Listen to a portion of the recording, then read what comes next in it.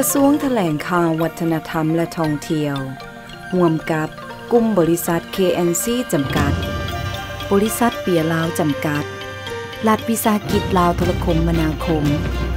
ถึงเวลาเปล่งประกายความงามอันทรงคุณค่านางสาวลาวประจำปี 2012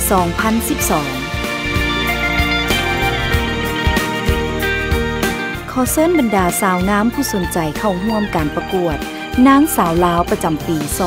2012 เกียรติยศชื่อเสียงพร้อมด้วยของรางวัลมูลค่าหลายกว่า400 ล้านกีบกำลังล้อท่าทานรถประจำตำแหน่งยี่ห้อสปาร์คจากบริษัทเซฟโรเล็กลาวจำกัดมงกุฎเพชรมูลค่า25 ล้านกีบเปิดหับสมัครแล้ว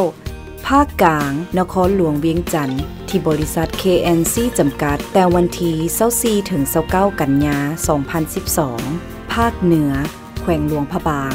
ที่โรงแรมวิลล่าสันติแต่วันที่1 ถึง 3 ตุลาคม 2012 ภาคกลางตอนใต้แขวงสวรรณเขตที่โรงแรมดาวสวรรค์แต่วันที่8 ถึง 10 ตุลาคม 2012 ภาคใต้แขวงจำปาสักที่โรงแรมจำปาสักแกรนด์แต่วันที่11 ถึง 13 ตุลาคม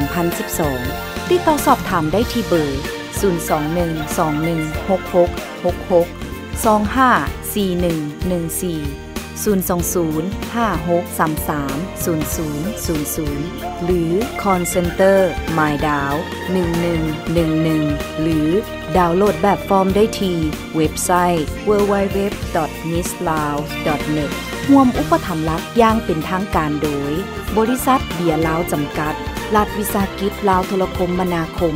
ร่วมสนับสนุนโดยโทรภาพลาวสตาร์บริษัทเซฟโรเล็กลาวจำกัดรัฐวิสาหกิจการบินลาวโรงแรมดอนจันทน์พาเลทโรงแรมเวียงจันทน์พลาซ่า